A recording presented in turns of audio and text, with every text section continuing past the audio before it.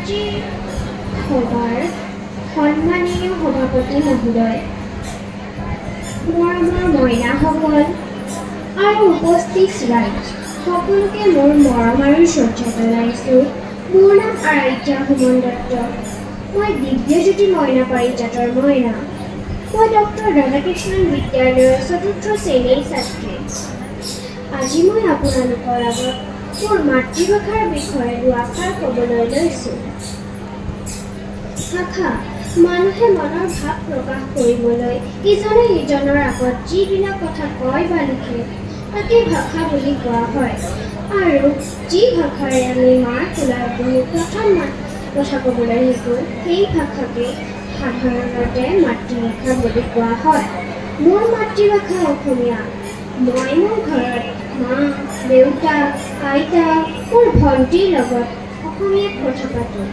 অসমীয়া ভাষা বহুত ধুনীয়া আৰু মিঠা ভাষা। শুনিলে মনটো ভাল লাগি যায়। অসমীয়া ভাষাত বহুত গৌৰৱ আছে।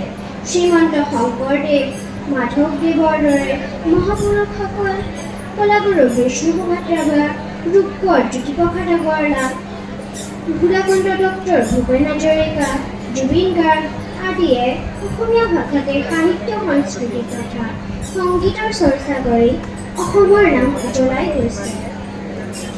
সময়ৰ লগত খাপ খুৱাই হিন্দী, ইংৰাজী শিকাটো ভাল কথা, কিন্তু নিজৰ মাতৃভাষাত পাহৰি যোৱাটো ভাল কথা নহয়। নিজৰ মাকক যেনেকৈ ভাল পাব লাগে, নিজৰ মাতৃভাষাকো ভাল পাব লাগে। মই সদায় অসমীয়া ভাষা শুদ্ধকৈ ক'বলৈ চেষ্টা কৰোঁ। অসমীয়া কিতাপ পঢ়োঁ, অসমীয়া গান শুনো। শেষত সকলোৱে আমি যদি অসমীয়া ভাষাক মৰম কৰোঁ তেন্তে এই ভাষা বেছি চহকী হ'ব। শেষত মই মোৰ কবিতা এটাই মোৰ ভাষণ সামৰিম। মই মোৰ মাতৃভাষা কিয় ভাল পাওঁ? মই যি ভাষাত কথা কওঁ সেই ভাষাত মোৰ মা দেউতাই কথা কয়। মই যি ভাষাত কথা কওঁ সেই ভাষাত মোৰ ককা আইতাই কথা কয়। মই যি ভাষাত কথা কওঁ সেই ভাষাত ৰূপকোঁৱৰ জ্যোতিপ্ৰসাদ আগৰৱালা, কলাগুৰু বিষ্ণুপ্ৰসাদ ৰাভাই গীত লিখিছিল।